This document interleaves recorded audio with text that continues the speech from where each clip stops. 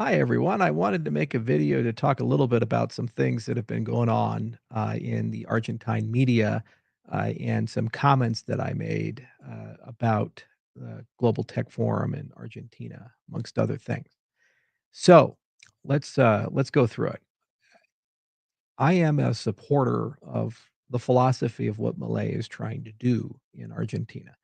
And it's pretty remarkable when you see the cuts have resulted in a massive reduction in inflation and a real measurement of poverty and the current state of affairs in Argentina as a whole. When he got elected as a proper libertarian, I was deeply excited about the prospect of us being able, as a society, to finally test a different way of governing and run it real time against other countries. And over an arc of time, 3 to 5 years, actually have a data point of whether these policies actually work or not. For a long time, people like Ron Paul and others of his kind have been discussing uh, why these are good ideas. So I wanted to meet Millet, spend some time with him, and just basically pick his brain about where he wants to go, what he wants to do, and to understand whether blockchain technology could serve as an appropriate substitution for the governing services that the government of Argentina used to have. You see, you can't just cut something that represents 70% of your economy and assume that the free market's going to come in and do an adequate job. There are many things that the free market does well, but it would be utterly disingenuous to say that everything always has to be the free market. There are a reason why we have laws and the rule of law and courts and commercial protections and oversight and police. The question is, what is the balance between public and private? And can there be a third option, a blockchain, that acts as a regulating mechanism for both and an interoperability mechanism between both to avoid a government from getting too powerful and overcoming the private sector, or the private sector getting too powerful, forming a cartel, co opting the government, and turning everything into a corporatist society, and then creating incumbency advantages using regulation, which is what's happened in the United States. So, I was very excited to see if there was an intersection point between these 2, and if it was part of that agenda. So, initially, we flew out to Argentina. We spent quite a bit of time talking to various people in and out of government. We went through the entire presidential protocol, and my prior statements are accurate. That got terminated, and it got terminated by people in the orbit of the president who seemed to want to turn Axis into a commercial game as opposed to a game of merit. And so the media in Argentina has reached out to me. Many, many people want to interview me and say, well, tell us more about that. Because their intention is not to have a real dialogue about who Malay is or what Malay is doing. They simply just want to run the headline. American billionaire says Malay is corrupt in accepting bribes. That's the headline that they want. And I'm not going to give it to them. I just won't do it. I know the game these ghouls play. I know who these people are. And they have absolutely no interest in the future of that country, the solvency of that nation. All they want to do is just get ratings and play a political game. Our media does exactly the same thing in the United States. There are many distasteful things that people do, and distasteful endorsements and other things people do, and I've learned to judge people in a more nuanced way. Is it possible that things like Libra can be transformed into something for a force for good for the Argentinian people? Probably. There are many different paths that a person could take to do that. Fundamental changes would have to be made in the token distribution, the infrastructure around the token, and a game plan would have to be put on the table of where real use and utility would come from. A meme coin is not fit for purpose for these things, other than to enrich the people who have launched it, as CoffeeZilla and other people have repeatedly pointed out. And these transitive connections and the sniping and other things repeatedly point out for all those who do these endorsed meme coins. But that's not my place to say whether it's in their heart or in their ability and intention to go one way or the other. It's a wait and see. And it's their integrity and character that will guide them. And if they actually want to do this and push this project along, then I hope for the best because I think blockchain can be an indispensable part of governance. But that doesn't discount the fact that Malay has been a force for change in Argentina. and has radically transformed that government from one of a malaise where people believe that the future would be dimmer to one where people are optimistic. Every metric has improved: direct foreign investment, global standing, and overall, the belief that Argentina will recover and its economy will grow rapidly. GDP growth will return, and competitiveness on the global stage will get better. No way Libra in any way, shape, or form changes that. I truly wish that things would have been different and that certain people would have not been introduced to Malay to convince him to get involved in these things.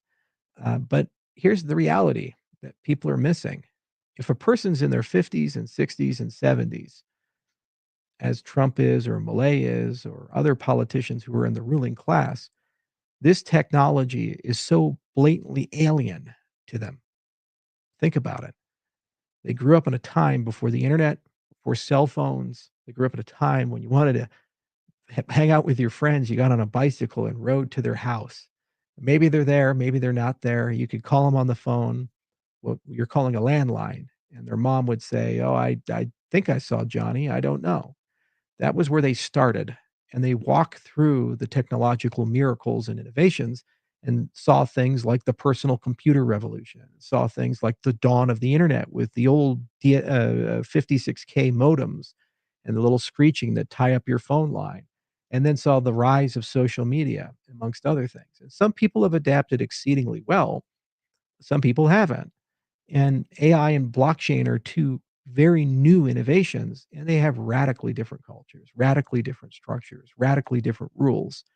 And it's very hard, if you've been through many of these changes, to be able to enter in blind and expect good results. It is very easy for scammers to take advantage of a person's reputation and status and use them to enrich themselves, even when people have the best of intentions, which is why every great leader is not just a leader in their own right, but it's incredibly important for leaders to have a good inner circle around them. And we'll see in the next 6 months to a year changes in those inner circles when leaders have scandals or problems. We saw this with Reagan and Iran-Contra and the speech last night with Milei. I have every reason to believe that he's going to make systematic changes in the people around him and how access works. And furthermore, develop stronger due diligence for blockchain technology. I do believe that Argentina has some of the best and brightest minds in the cryptocurrency space. And Malay doesn't have to travel very far to talk to people who are from Buenos Aires and who speak Spanish natively to actually get great advice. People like Sergio Lerner, for example, who's been in the Bitcoin space since 2010. In fact, he was the person who figured out how many Bitcoins Satoshi had. Globant, for example, the founders there and their team have one of the largest blockchain working groups in all of Latin America, and they're incredibly talented, extremely smart people, and can give sanguine and extremely accurate advice. He's the president of the country. At any given moment, he can pick up the phone, call those people. They will take the phone call. And out of duty to their nation, absolutely give him good advice. And I'd encourage his administration to do that. The media is not going to help. And in fact, they're going to do the opposite. They're going to try to paint everything with a brush of corruption, and they're going to try to bring down an administration that, frankly speaking, is a force for good, all things considered. But it's obviously Javier's decision, the president's decision of where he wants to go and what he wants to do and how he wants to approach these things. One of the reasons I flew down there is I wanted to connect him to a broader network of people within the cryptocurrency ecosystem, including American regulators, to have a broader conversation about what this technology means to him. And while it's unfortunate that these types of things happen, in no way is this going to stop the cryptocurrency momentum that's in Argentina, which is some of the strongest in the world. And in no way is it going to prevent Malay from being able to interface with the industry later on. He just has to decide to pick up that phone and call the right people. And I'd encourage him to start in his backyard because he has a lot of very good people there and good connections there.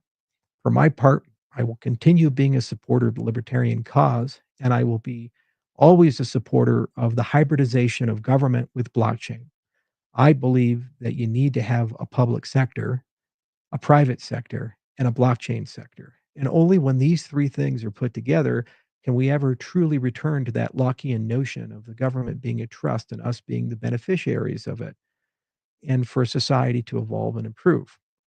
No one is completely honest. No one is completely free of humanity.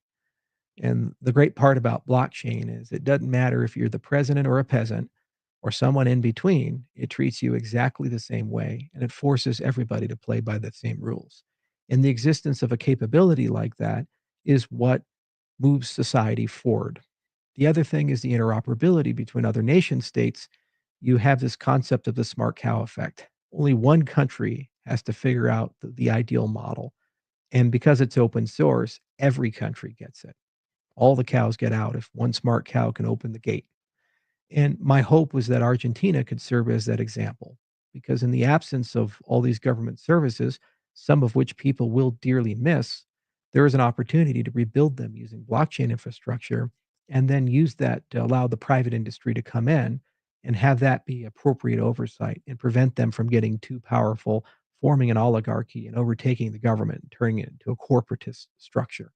Creates that balance between things and allows us to realize the dreams that the libertarians have always had, amongst other people of different political persuasions. At the end of the day, I have to believe that the majority of people who enter political science and governance, at least when they're young, want the world to be better and want humans to be better. It's absolutely true. The longer they stay in, the more cynicism they succumb to, and the longer that they stay in, the higher the probability is that they become corrupted. And that's why we have to have the disinfectant that is blockchain technology. So, as unfortunate as these events are, my hope is that we can all just move on. And my hope is that Malay's government gets some wisdom from it and utilizes the resources in his backyard. There's a lot of amazing people there, amazing institutions there, whether it be UTN or a lot of the Bitcoin companies and crypto companies that have a deep and intimate understanding, and perhaps a reset is in order for them to move forward. Libra can be transformed into anything. New distributions can be encumbered. It can be relaunched under different infrastructure. It can even be a layer one if they so choose to do that. And there's plenty of utilities and use that voting systems, things for supply chain, budget systems to track real time the entire budget of the nation. And there's a lot of people that would love an opportunity to come in and work on that as an open source project, starting with the Argentinian developers, of which there are tens of thousands that are native to the blockchain industry.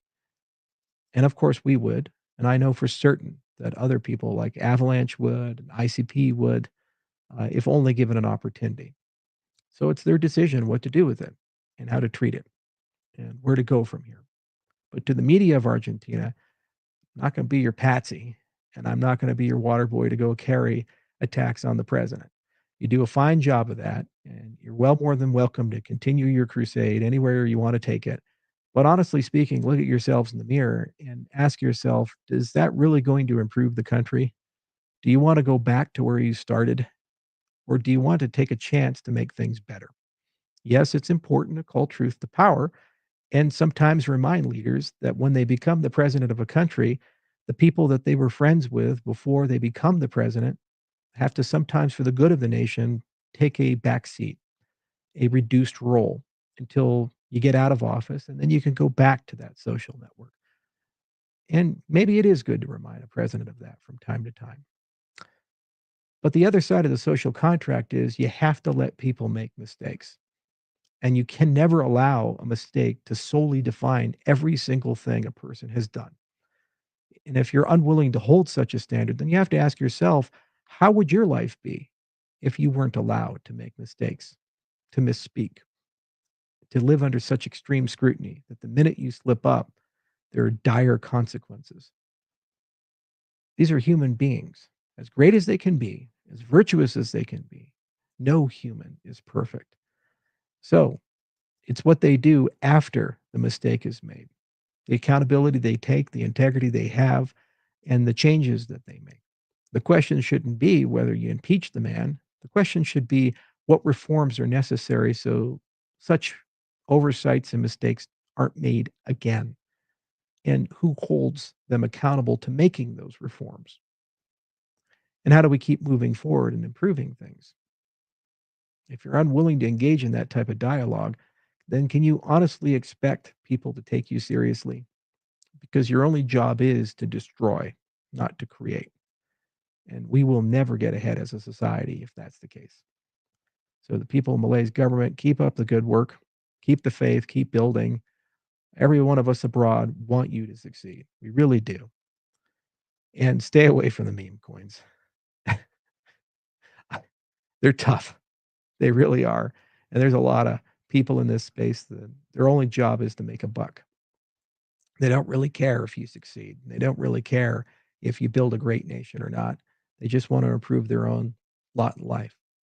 As free market economists, you keenly understand the concept of rational actors and self interest. So be the master of the invisible hand, not the recipient of it. Thank you all for listening. Cheers.